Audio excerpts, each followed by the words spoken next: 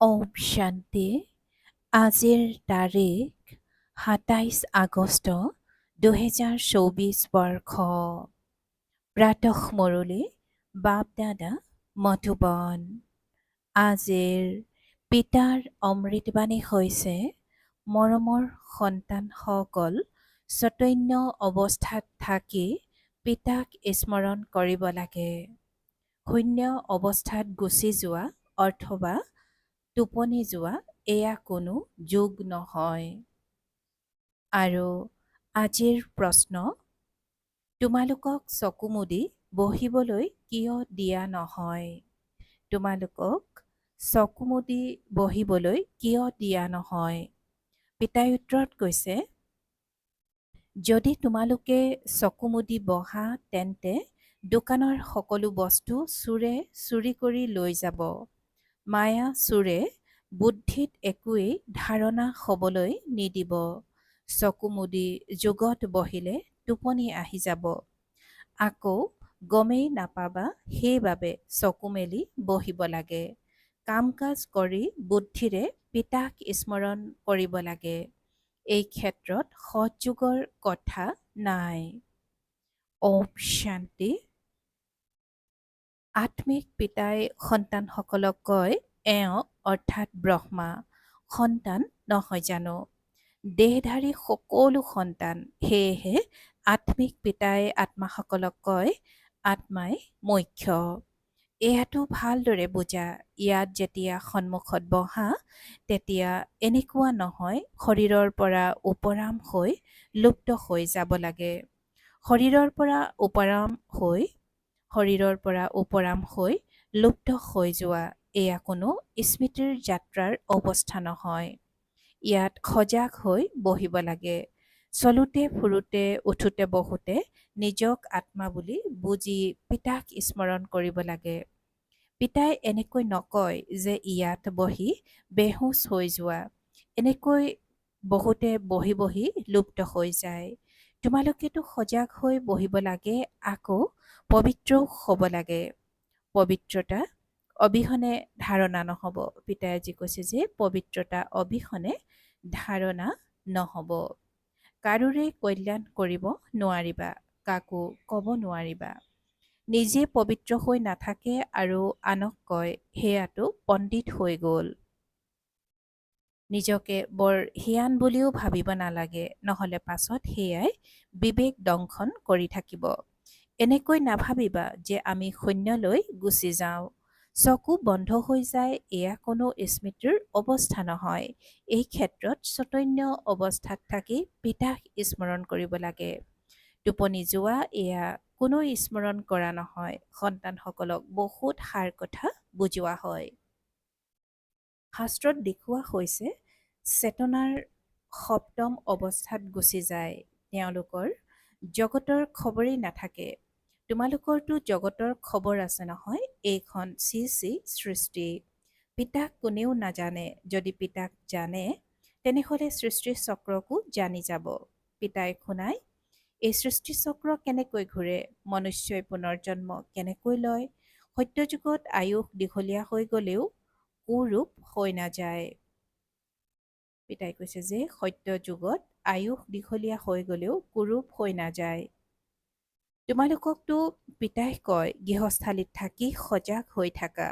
শূন্য অৱস্থাত গুচি যোৱা এয়া কোনো অৱস্থা নহয়। পেছাগত কাম কাজ আদিও কৰিব লাগে, গৃহস্থালীত চম্ভালিব লাগে। পেছাগত কাম কাজ আদি কৰিবও লাগে আৰু গৃহস্থালীও চম্ভালিব লাগে। শূন্য হৈ যাব নালাগে। কাম কাজ কৰি বুদ্ধিৰে পিতাক স্মৰণ কৰিব লাগে। কাম নিশ্চয় কৰিবা। চকু মেলিয়েই নকৰিবা জানো? পিতাই কৈছে যে কাম নিশ্চয় কৰিবা, চকু মেলিয়েই নকৰিবা জানো? পেছাগত কাম আদি সকলো কৰি যোৱা। বুদ্ধিৰ যোগসূত্ৰ পিতাৰ সৈতে থাকিব লাগে। এই ক্ষেত্ৰত গাফিলতি কৰিব নালাগে। দোকানত বহি থাকোতে চকু বন্ধ হৈ গ'লে তেতিয়া কিবা বস্তু উঠাই লৈ গ'লে গমেই নাপাবা। এয়া কোনো অৱস্থা নহয়। আমি দেশৰ পৰা উপৰাম হৈ যাওঁ। এয়া সকলো সৎযোগীসকলৰ কথা। এয়া কোনো অৱস্থা নহয় আমি দেহৰ পৰা ওপৰাম হৈ যাওঁ। এয়া সকলো সহযোগীসকলৰ কথা। তন্ত্ৰ মন্ত্ৰৰে সিদ্ধি পোৱাসকলে কৰে। পিতাইটো ভালদৰে বুজায়। এই ক্ষেত্ৰত চকুমুদি বহিব নালাগে। পিতাই কয়, মিত্ৰ সম্বন্ধীয় যিসকলক তোমালোকে স্মৃতিলৈ আনি থাকা, সেয়া সকলো পাহৰি যোৱা। এজন পিতাক স্মৰণ কৰিব লাগে। স্মৃতিৰ যাত্ৰা অবিহনে পাপ খণ্ডন নহয়, ভোগ লৈ যায়। সূক্ষ্মবতনত লুপ্ত অৰ্থাৎ চেতনাহীন হৈ যায়। ইয়াৰ দ্বাৰা কি হয়? যিমান সময়ত তাত থাকে বিকৰ্ম বিনাশ হ'ব নোৱাৰে। শিৱ বাবাক স্মৰণ কৰিব নোৱাৰে, নতুবা বাবাৰ বাণীও শুনিব নোৱাৰে। সেয়েহে লোকচান হৈ যায়। কিন্তু এয়াত ড্ৰামাত নিৰ্ধাৰিত হৈ আছে, সেইবাবে যায়। আকৌ আহি মুৰলী শুনে, সেইবাবে বাবাই কয়, যোৱা, তৎক্ষণাত আহা, বহি নাযাবা। খেল ধেমালি কৰাটো বাবাই বন্ধ কৰি দিছে। এয়াও দিগ্ভ্ৰান্ত হৈ ঘূৰি ফুৰাই নহ'ল জানো? ভক্তি মাৰ্গত কন্দা বিলাপ কৰা বহুত হয়, কিয়নো অন্ধকাৰ মাৰ্গ নহয় জানো? মীৰাই ধ্যানত বৈকুণ্ঠত গুচি গৈছিল। পিতাই কৈছে যে মীৰাই ধ্যানত বৈকুণ্ঠত গুচি গৈছিল। সেয়া জানো যোগ বা পঢ়া আছিল? তাৰ দ্বাৰা জানো সৎগতি পালে? স্বৰ্গলৈ যোৱাৰ লায়ক হ'ল জানো? জন্ম জন্মান্তৰৰ পাপ খণ্ডন হ'ল জানো? পিতাই সুধিছে যে জন্ম জন্মান্তৰৰ পাপ খণ্ডন হ'ল জানো? একেবাৰে নহয়। জন্ম জন্মান্তৰৰ পাপ পিতাৰ স্মৃতিৰ দ্বাৰাহে খণ্ডন হয়। বাকী সাক্ষাৎকাৰ আদিৰ পৰা কোনো লাভ নহয়। এয়াতো হৈছে কেৱল ভক্তি, স্মৃতিও নাই আৰু জ্ঞানো নাই। ভক্তি মাৰ্গত এয়া শিকাওঁতা কোনো নাই, সেয়েহে সদ্গতিও নাপায়। যিমানেই সাক্ষাৎকাৰ নহওক, আৰম্ভণিততো কন্যাসকল নিজে নিজে গুচি গৈছিল, মম্মা বাবা যোৱা নাছিল। এয়াতো আৰম্ভণিতে বাবাৰ অৰ্থাৎ ব্ৰহ্মাৰ কেৱল স্থাপনা আৰু বিনাশৰ সাক্ষাৎকাৰ হৈছিল। পাছলৈতো একো হোৱা নাছিল। মই কাকোৱেই নপঠিয়াওঁ, অৱশ্যে হয় বহুৱাই লৈ কৈ দিওঁ, বাবা, এওঁৰ ৰচী অৰ্থাৎ বুদ্ধিযোগ টানি লোৱা। সেয়াও ড্ৰামাত থাকিলে তেতিয়া ৰচী টানিব, নহ'লে নাটানে। সাক্ষাৎকাৰটো ঢেৰ হয়। যেনেকৈ আৰম্ভণিত বহুত সাক্ষাৎকাৰ হৈছিল, পাছলৈও বহু সাক্ষাৎকাৰ হ'ব। মিৰুৱা মৌত মলুকা চিকাৰ, অৰ্থাৎ চিকাৰৰ মৃত্যু চিকাৰৰ বাবে দুখৰ কথা, কিন্তু চিকাৰীৰ বাবে আনন্দৰ কথা। সেইদৰে বিনাশৰ সময়তো মায়া আৰু প্ৰকৃতি দুয়োটাই ভয়ানক ৰূপ ল'ব। সেইদৰে বিনাশৰ সময়তো মায়া আৰু প্ৰকৃতি দুয়োটাই ভয়ানক ৰূপ ল'ব। দুৰ্বল আত্মাসকলৰ কাৰণে অন্তিমৰ সময় পীড়াদায়ক হ'ব আৰু মাষ্টাৰ সৰ্বশক্তিমান আত্মাসকলৰ কাৰণে বিনোদনদায়ক হ'ব। ইমান অনেক মনুষ্য আছে, সেই সকলোৱে শৰীৰ এৰিব। শৰীৰৰ সৈতে কোনেও সত্যযুগলৈ বা শান্তিধামলৈ নাযায়। শৰীৰৰ সৈতে কোনেও সত্যযুগলৈ বা শান্তিধামলৈ নাযায়। কিমান অনেক মনুষ্য আছে, সকলোৰে বিনাশ হ'ব। বাকী এক আদি সনাতন দেৱী দেৱতা ধৰ্ম ব্ৰহ্মাৰ দ্বাৰা প্ৰতিষ্ঠা হৈ আছে। তোমালোক কন্যাসকলে গাঁৱে গাঁৱে গৈ কিমান সেৱা কৰা। এনেকৈ কোৱা যে নিজক আত্মা বুলি বুজি পিতাক স্মৰণ কৰক। সন্ন্যাসীসকলেতো ৰাজযোগ শিকাব নোৱাৰে। পিতা অবিহনে ৰাজযোগ কোনে শিকাব? তোমালোক সন্তানসকলক পিতাই এতিয়া ৰাজযোগ শিকাই আছে, পাছত ৰাজ্য পাই যোৱা। তোমালোক অপাৰ সুখত থাকা, তাততো আকৌ স্মৰণ কৰাৰ প্ৰয়োজন নাথাকে। অকণমানো দুখ নাথাকে, আয়ুসো বেছি, শৰীৰো নিৰোগী হয়। ইয়াত কিমান দুখ এনেকুৱাতো নহয় যে পিতাই দুখৰ কাৰণে খেল ৰচনা কৰিছে। এয়াতো সুখ দুখ হৰাজিকাৰ আদি অনাদি খেল। এই সকলো কথা সন্ন্যাসীসকলে নাজানে, তেন্তে কেনেকৈ বুজাব পাৰিব? তেওঁলোকতো হৈছে ভক্তি মাৰ্গৰ শাস্ত্ৰ আদি পঢ়োতা। তোমালোকক কোৱা হয় নিজক আত্মা বুলি বুজি পিতাক স্মৰণ কৰা। সেই সন্ন্যাসীসকলে আকৌ আত্মা বুলি ভাবি ব্ৰহ্মক স্মৰণ কৰে, ব্ৰহ্মক পৰমাত্মা বুলি ভাবে। তেওঁলোক হৈছে ব্ৰহ্মজ্ঞানী। পিতাই কৈছে যে ব্ৰহ্মক পৰমাত্মা বুলি ভাবে আৰু তেওঁলোক হৈছে ব্ৰহ্মজ্ঞানী। প্ৰকৃততে ব্ৰহ্ম হৈছে থকা স্থান য'ত তোমালোক আত্মাসকল থাকা। তেওঁলোকে আকৌ কয় আমি তাত লীন হৈ যাম। তেওঁলোকৰ গোটেই জ্ঞানেই ওলোটা। ইয়াততো বেসতৰ পিতাই তোমালোক সন্তানসকলক পঢ়ুৱাই। তেওঁলোকে কয় ভগৱান 40,000 বছৰ পাছত আহিব। ইয়াকে অজ্ঞান অন্ধকাৰ বুলি কোৱা হয়। পিতাই কয় নতুন সৃষ্টিৰ স্থাপনা আৰু পুৰণি সৃষ্টিৰ বিনাশ কৰাওঁতাতো মই হওঁ। মই স্থাপনা কৰি আছোঁ, বিনাশো সমাগত। এতিয়া সোনকালে কৰা, পবিত্ৰ হোৱা, তেতিয়াহে পবিত্ৰ সৃষ্টিলৈ যাবা। এয়াতো পুৰণি তমোপ্ৰধান সৃষ্টি। লক্ষ্মীনাৰায়ণৰ ৰাজ্যটো নাই। তেওঁলোকৰ ৰাজ্য নতুন সৃষ্টিত আছিল, এতিয়া নাই। এওঁলোকে পুনৰ্জন্ম লৈ আহিছে। শাস্ত্ৰটো কি কি লিখি দিছে। শ্ৰীকৃষ্ণক অৰ্জুনৰ ঘোঁৰা গাড়ীত বহি থকা দেখুৱাইছে। শ্ৰীকৃষ্ণক অৰ্জুনৰ ঘোঁৰা গাড়ীত বহি থকা দেখুৱাইছে। এনেকুৱা নহয় যে অৰ্জুনৰ ভিতৰত শ্ৰীকৃষ্ণ বহি আছে। শ্ৰীকৃষ্ণটো দেহধাৰী আছিল নহয়। এয়া কোনো যুদ্ধ আদিৰ কথা নহয়। এয়া কোনো যুদ্ধ আদিৰ কথা নহয়। তেওঁলোকেতো পাণ্ডৱ আৰু কৌৰৱৰ সৈন্য বেলেগ বেলেগ কৰি দেখুৱাইছে। ইয়াততো তেনেকুৱা কথা নাই। এয়া ভক্তিমাৰ্গৰ অনেক শাস্ত্ৰ। সত্যযুগত এয়া নাথাকে। তাততো জ্ঞানৰ প্ৰালব্ধ ৰাজধানী থাকে। পিতাই কৈছে যে তাততো জ্ঞানৰ প্ৰালব্ধ ৰাজধানী থাকে। তাত সুখেই সুখ। পিতাই নতুন সৃষ্টি স্থাপনা কৰে, তেন্তে নতুন সৃষ্টিত নিশ্চয় সুখেই নহ'ব জানো? পিতাই জানো কেতিয়াবা পুৰণি ঘৰ সজায়? পিতাইটোত নতুন ঘৰ সজায়। সেইখন সৃষ্টিকে শতপ্ৰধান সৃষ্টি বুলি কোৱা হয়। এতিয়াতো সকলো তমোপ্ৰধান অপবিত্ৰ পৰৰ ৰাৱণ ৰাজ্যত বহি আছে। ৰামটো শিৱ বাবাক কোৱা হয়। ৰাম শিৱ বাবাক কোৱা হয়। ৰাম ৰাম বুলি কৈ ৰাম নামৰ দান দিয়ে। এতিয়া ক'ত ৰাম, ক'ত শিৱ বাবা? এতিয়া শিৱ বাবাই তোমালোক সন্তানসকলক কয় যে মাম একম, অৰ্থাৎ কেৱল মোক স্মৰণ কৰা। য'ৰ পৰা আহিছা তলৈ পুনৰ যাব লাগে। যেতিয়ালৈকে পিতাক স্মৰণ কৰি পবিত্ৰ নোহোৱা, তেতিয়ালৈকে উভতি যাব নোৱাৰিবা। তোমালোকৰ মাজতো কোনোবা বিৰলজনেহে ভালদৰে পিতাক স্মৰণ কৰে। মুখেৰেতো কোৱাৰ কথা নহয়। ভক্তিত মুখেৰে ৰাম ৰাম বুলি কয়। কোনোবাই নকলে তেতিয়া ভাবিব এওঁ নাস্তিক। কিমান শব্দ কৰি গায়। বৃক্ষ যিমানেই ডাঙৰ হয় সিমানেই ভক্তিৰ সামগ্ৰী বেছি হৈ যায়। বীজ কিমান সৰু। তোমালোকৰ কোনো বস্তু নাই, কোনো শব্দ নাই। তোমালোকৰ কোনো বস্তু নাই, কোনো শব্দ নাই। কেৱল কয় নিজক আত্মা বুলি বুজি মোক স্মৰণ কৰা। মুখেৰে ক'বও নালাগে। লৌকিক পিতাকো সন্তানসকলে বুদ্ধিৰে স্মৰণ কৰে। বহি লৈ বাবা বাবা বুলি কৈ থাকে জানো? তোমালোকে এতিয়া জানা আত্মাসকলৰ পিতা কোন? সকলো আত্মাটো ভাই ভাই হয়। আত্মাৰতো অন্য কোনো নাম নাই। বাকী শৰীৰৰ নাম সলনি হয়। আত্মাটো আত্মাই হয়। তেওঁ পৰম আত্মা। তেওঁৰ নাম হ'ল শিৱ। তেওঁৰ নিজৰ শৰীৰ নাই। পিতাই কয় যদি মোৰো নিজৰ শৰীৰ থাকিলেহেঁতেন তেন্তে পুনৰ্জন্মত আহিবলগীয়া হ'লহেঁতেন। তোমালোকক আকৌ সৎগতি কোনে দিব? ভক্তি মাৰ্গত মোক স্মৰণ কৰে। অনেক চিত্ৰ আছে। এতিয়া তোমালোক নৰকবাসীৰ পৰা স্বৰ্গবাসী হৈ যোৱা। পিতাই কৈছে যে এতিয়া তোমালোক নৰকবাসীৰ পৰা স্বৰ্গবাসী হৈ যোৱা নহয়। জন্মটো নৰকতে লৈছা। স্বৰ্গৰ বাবে মৰিবা।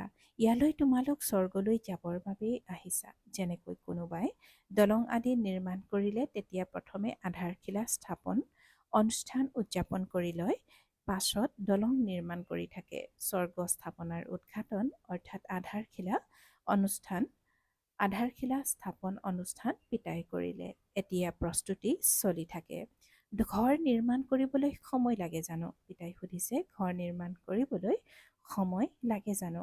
চৰকাৰ ঘৰ নিৰ্মাণ কৰিবলৈ আগবাঢ়ি আহিলে এমাহতে ঘৰ নিৰ্মাণ কৰি দিব।